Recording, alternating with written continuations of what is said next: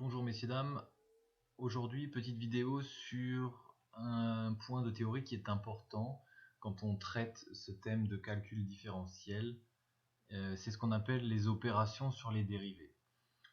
Alors vous allez voir que certaines opérations sont déjà naturelles pour nous, on les utilise depuis qu'on calcule des dérivés, et puis d'autres qu'on verra aujourd'hui, que vous voyez ici déjà en jaune, sont nouvelles et il faudra faire très attention quand on les utilise. Alors vous avez ça dans votre dossier de théorie, également sur OneNote. Donc dans OneNote, je peux vous montrer ça rapidement. Calcul différentiel, théorie. Donc vous avez ici donc le tableau des règles à connaître, des règles de dérivés que vous devez connaître. Et puis donc les opérations sur les dérivés qui viennent juste en dessous ici, et puis un petit peu sur l'autre page. Il y a une démonstration ici que je ne vais pas discuter avec vous, je crois que ce n'est pas nécessaire. Si certains d'entre vous sont intéressés, vous pourrez regarder. Donc j'ai simplement repris dans un PDF, vous voyez il y a comme 1, 2, 3, 4, 5 règles. J'ai repris ces 5 règles ici, dans un PDF, et j'ai essayé de donner des exemples pour chacune de ces 5 règles. Voilà, habituellement on fait ça à l'école, au tableau. Donc je vous donne ça ici aujourd'hui sur cette petite vidéo. Alors on va regarder chaque règle et puis on va donner donc un exemple pour chacune de ces règles. Alors la première règle dit que la dérivée d'une fonction k fois f, c'est k fois la dérivée de f. Ici k est une constante et f est une fonction. La deuxième dérivée dit que la dérivée d'une somme de deux fonctions, f et g sont des fonctions ici, la dérivée de cette somme, c'est la somme des dérivés. Ça veut dire on peut dériver f et puis ajouter la dérivée de g. Et on a donc le résultat. Là où les choses se compliquent un peu, c'est ici. Quand on a la dérivée pour un produit, f et g sont toujours deux fonctions, eh bien on ne peut pas dire que c'est f' mal g'. Ça ne marche pas. On a une nouvelle règle qu'il faut accepter. On expliquera pourquoi c'est comme ça. Donc on ne peut pas brutalement, comme tout à l'heure, dire ah oui, je fais la dérivée de f et je multiplie avec la dérivée de g et ça me donne le résultat. Non, ça ne marche pas du tout. Il faut dériver d'abord f et multiplier avec g et ajouter ensuite f fois la dérivée de g. Donc on dérive d'abord le f et on garde le g, et puis dans un deuxième temps on garde le f et on dérive le g. Ça s'appelle la règle du produit, en allemand Produktregel. On a plus ou moins une règle équivalente pour le quotient, ce qu'on appelle la règle du quotient ou Quotientregel en allemand. Là aussi on pourrait avoir envie de dire ah oui, la dérivée de f divisé par g, eh bien c'est f' divisé par g'. Ça ne marche pas non plus. On doit faire ceci, ça veut dire f' fois g moins f fois g', et tout ça divisé par g au carré. Donc voilà deux cas où la chose qu'on a envie de faire, qui est naturelle pour nous, ne va pas. Il ne faut donc pas faire ça, il faut apprendre ces formules, ces deux formules qui se trouvent également dans le Fundamentum, on y reviendra un peu plus tard dans la vidéo. Et puis la cinquième règle, qui n'est autre qu'une petite application, une petite conséquence de la règle numéro 4, la dérivée de 1 sur g, c'est moins g' sur g au carré. C'est simplement une conséquence de la règle précédente, dans laquelle maintenant ici est le f de x qui se trouve en haut, et la fonction égale à 1. Voilà. On va détailler tout ça dans les exemples. Alors je vais donner un exemple pour chacun des points. On va regarder le premier point. Le voici. Donc concentrons-nous sur le premier point. J'ai choisi une fonction que j'appelle a. A de x égale 5 fois x au carré. Et par rapport à la première règle, eh bien je vois qu'il y a devant ma fonction une constante, que j'appelle donc k, pour revenir à cette première règle, k égale 5. Et ma fonction f, ici, dans la parenthèse, c'est donc f de x égale x au carré. J'ai donc 5 fois la fonction f, c'est-à-dire 5 fois x au carré. La première règle dit alors que la dérivée de la fonction a c'est k fois la dérivée de la fonction f. Et donc, c'est ce qu'on fait déjà depuis quelques temps maintenant. Je recopie mon 5, je dérive x au carré, j'obtiens 2x, et je multiplie, ça veut dire 5 fois 2x, 10x. Voilà quelque chose qui n'est en principe pas nouveau pour vous, c'est ce qu'on fait en fait depuis le début avec ces règles. Donc cette règle ici ne vient que confirmer les choses qu'on a déjà étudiées ensemble, donc il n'y a rien de nouveau, vous savez normalement sans même connaître cette règle que la dérivée de 5x au carré c'est 10x. Donc là, rien de nouveau, simplement ça, les constantes multiplicatives restent en place lors du calcul de la dérivée. Voilà, ce 5 qui se trouve devant ne tombe pas parce qu'il est multiplié par x au carré. Donc on a bien 5 fois 2x comme dérivée, donc 10x. La deuxième règle disait la dérivée d'une somme, c'est la somme des dérivées. Donc là aussi, c'est quelque chose qu'on utilise déjà depuis quelques temps. Alors j'ai choisi la fonction a de x égale 3x au carré moins 4x. C'est comme si on avait deux fonctions. Ici, voici la fonction f de x que j'ai appelée ici 3x au carré. Voilà la fonction g de x qui est donc moins 4x. Et la règle dit, voilà, la dérivée de a, c'est donc la somme des dérivées de f et de g. La dérivée de f, c'est 6x. Et la dérivée de g, c'est moins 4. Donc, 6x moins 4. On peut comme ça additionner ou soustraire les dérivées facilement. Donc voilà deux règles qu'on utilise déjà et qui fonctionnent très bien. Elles sont naturelles. On travaille très facilement avec ça. Arrive maintenant la fameuse règle du produit, cette nouvelle règle ici. Alors quand on a le produit de deux fonctions, une multiplication de deux fonctions, les choses se compliquent un peu. Alors j'ai choisi un exemple. J'ai choisi comme fonction a, cette fonction-là, moins 6x au carré plus x, en parenthèse, fois sinus de x. Et là, vous voyez clairement qu'il y a un produit, ici, on le voit bien, de deux fonctions. La fonction f serait ici moins 6x au carré plus x, celle-ci, la première donc. Et la fonction g serait la deuxième fonction, c'est-à-dire sinus de x. Et les deux sont multipliés pour former la fonction a. Donc la fonction a, c'est comme le produit de f de x fois g de x. La règle, cette nouvelle règle, me dit, si je veux calculer la dérivée de cette fonction a, je dois calculer la dérivée de f d'abord, multiplier par g, ça veut dire le g ne change pas à ce moment-là, et puis j'ajoute ici f de x fois maintenant la dérivée de g. Ça veut dire qu'on ne peut pas dériver les deux fonctions en bloc et c'est fini. Non, on doit d'abord dériver la première et laisser la deuxième, puis laisser la première et dériver la deuxième fonction. C'est exactement la formule qui se trouve ici, f' fois g plus f fois g'. Ici, j'ai recopié cette formule, j'ai simplement mis f de x, g de x, f de x, g de x, parce que ce sont des fonctions.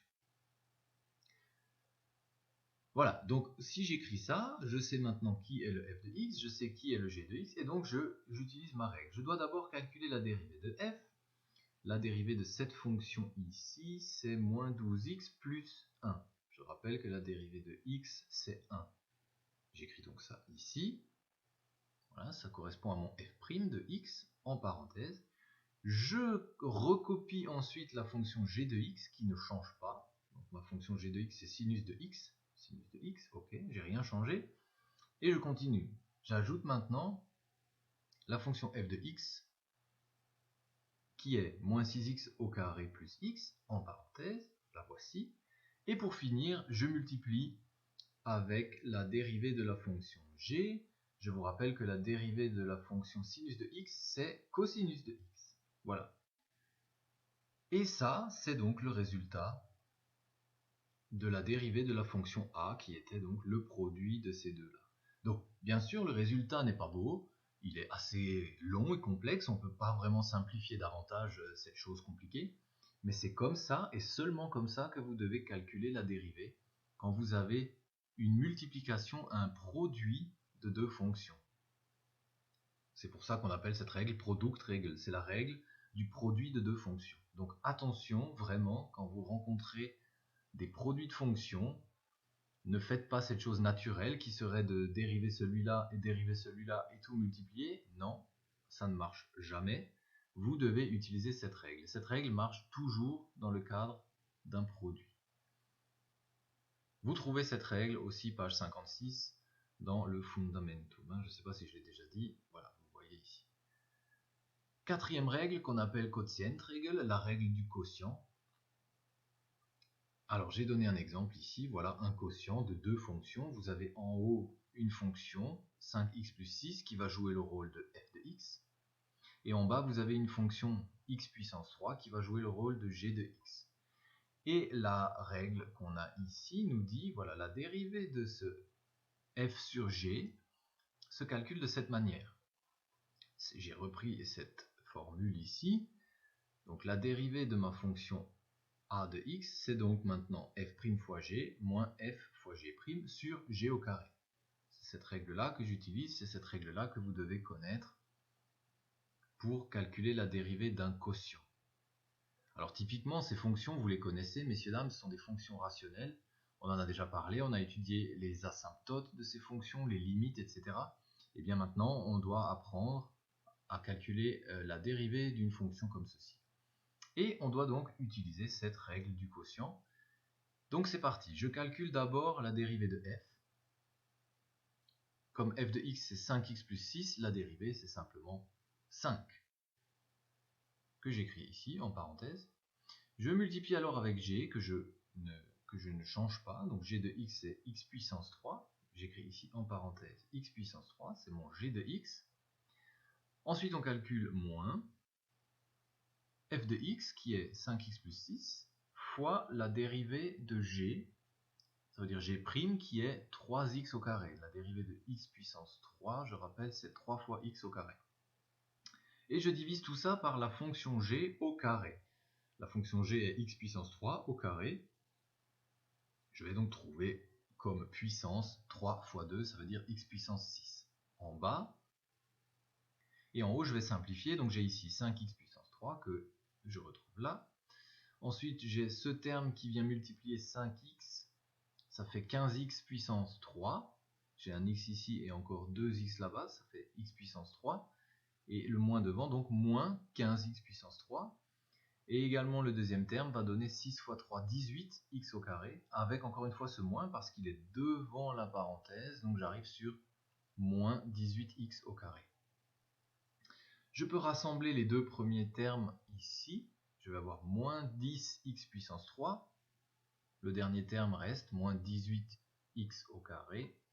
Et en dessous, j'ai toujours x puissance 6. Alors on remarque, on pourrait s'arrêter ici de calculer. Donc ça c'est déjà la fonction dérivée, simplifiée. On peut simplifier encore un tout petit peu si on remarque que je peux factoriser en haut un x au carré. Donc si je factorise un x au carré en haut, je vais avoir dans la parenthèse moins 10x moins 18. En effet, si je remets ce x au carré dans la parenthèse, je vais retrouver moins 10x puissance 3 pour le premier terme. Et pour le deuxième terme, je vais trouver moins 18x au carré. Alors pourquoi je fais ça? Parce que ça me permet de simplifier.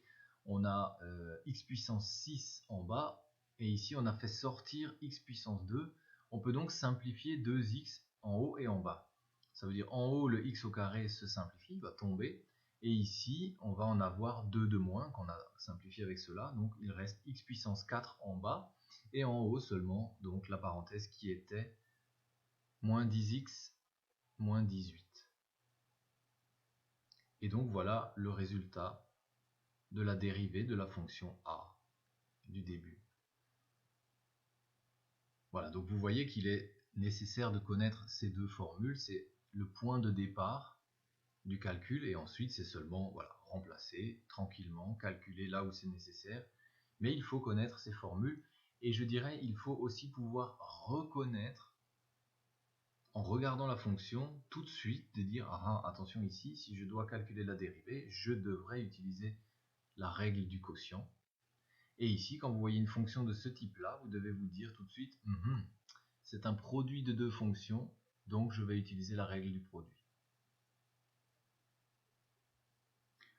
La dernière règle était celle-ci, 1 sur g' égale moins g' sur g carré. j'ai dit c'est simplement la règle du quotient dans laquelle f de x égale 1. On va essayer de montrer ça dans le dernier exemple. Donc j'ai repris la règle du quotient. Donc f de x sur g de x, je peux le dériver comme ça, c'est ce qu'on vient de voir juste avant. Mais dans ce cas maintenant, f de x égale 1, puisqu'il est noté ici 1 sur g. Donc c'est comme si je reprends cette formule, mais au lieu d'avoir ici f, j'ai ici la fonction 1. Donc en fait, f de x joue le rôle de cette fonction ici qui est 1. Alors qu'est-ce qui se passe? La dérivée du coup de f de x, ça veut dire f' de x est 0. Si f de x est 1, la dérivée d'une fonction constante est 0, donc j'écris ici 0 fois g pour cette première partie. Et la deuxième partie devient simplement moins 1 fois g', puisque la fonction f de x, c'est justement 1. Et je divise par g de x au carré, comme tout à l'heure, ça ne change pas. Donc la première partie tombe, parce que 0 multiplié par g de x donne 0. Il reste seulement cette deuxième partie, moins 1 fois g' de x sur g de x au carré. Et on arrive donc sur ce qu'on voulait, vous regarderez dans la théorie, c'est ça qu'on veut. Et c'est ça qui est noté donc ici, moins g' sur g au carré. Allez, je donne un exemple pour finir.